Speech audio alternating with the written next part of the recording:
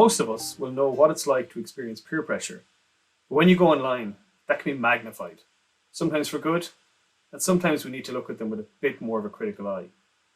A lot of you will remember the Ice Bucket Challenge, which raised over $200 million for the ALS charity, a really great example of the good that can come from online challenges. We also see similar examples when it comes to improving our general health and reducing stigma about mental health.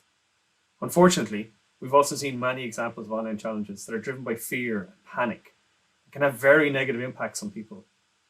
Some of you may have heard of the Momo, Blue Whale, or Pass Out Challenge. These are things that have happened on social media that have gone viral around the world very quickly and put some people at risk.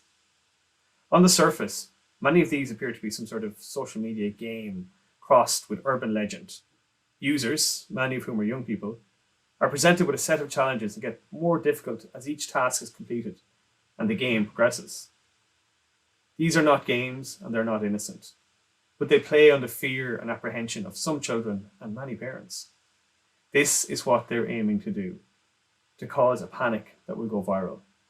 So why do so many young people get involved in these when they cause so much harm? Young people have always been curious about the danger and about things that push boundaries.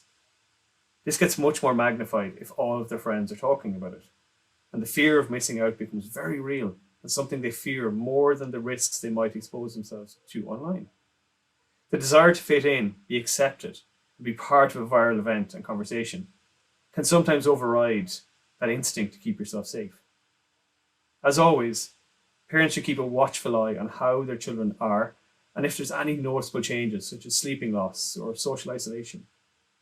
What we need to do then is have a gentle conversation where we wonder with them if they've experienced something on or offline that they're not sure about or has left them not feeling okay about. Again, it's vital to remember that the aim of these online challenges is to cause widespread panic. So the challenge for us as parents is to do our best to try not to panic. Not always an easy task, but one we have to aim for when we talk to kids about what they encounter online. It may not make sense to us, but we have to remember, even when they encounter something as risky or upsetting as Momo, the Pass Out Challenge, or inappropriate sexual material, the greater fear they will experience is, what will happen if I tell? Will I get in trouble? Will my phone or internet access be taken away from me? It's so important that even in the midst of all of this, that we validate and try to understand why a young person might be curious or feel a pressure to engage with these things. But the most important thing of all is that they come and talk to us about it, and we can give a guarantee that we will listen.